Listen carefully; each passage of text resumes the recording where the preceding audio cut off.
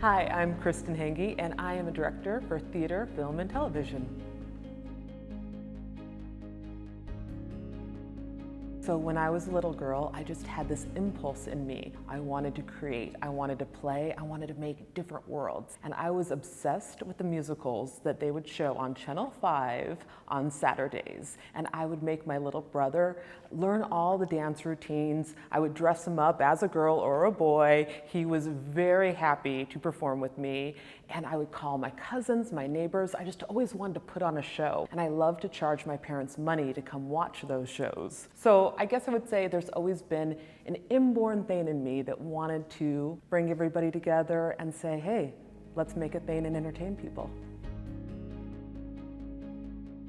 So I grew up in Southern California, and I was definitely your high school drama nerd. Like, I loved hanging out in the theater department during my lunch break. I was that girl. And I went on to go to UCLA undergrad and then USC grad school. And then the musical that I directed right out of grad school was a pop opera called Bear, and it took LA by storm. And it really changed my life overnight. I had been directing all through undergraduate and graduate school, in school and out of school, but something happened with that show, and I knew. I was like, oh, this is what I'm gonna do for the rest of my life.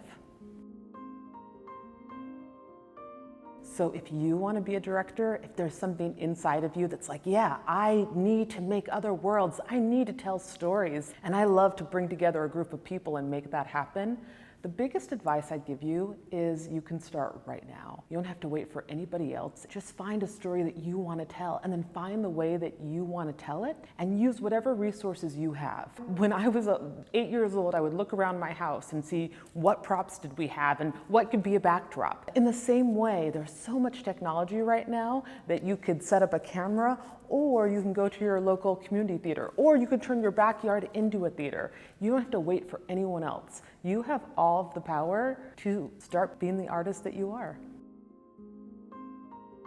There's been so many different artists that have impacted me in different ways. I remember when I was a freshman in high school, I found Tennessee Williams, and I just loved his magical realism. I loved the way he would use metaphor inside a theater, and everything was so dreamlike. I remember reading Hal Prince's biography and seeing Phantom of the Opera, and watching Raoul just jump into the smoke and disappear and being like, wait, where did he go? What happened to him there? I just loved theater craft.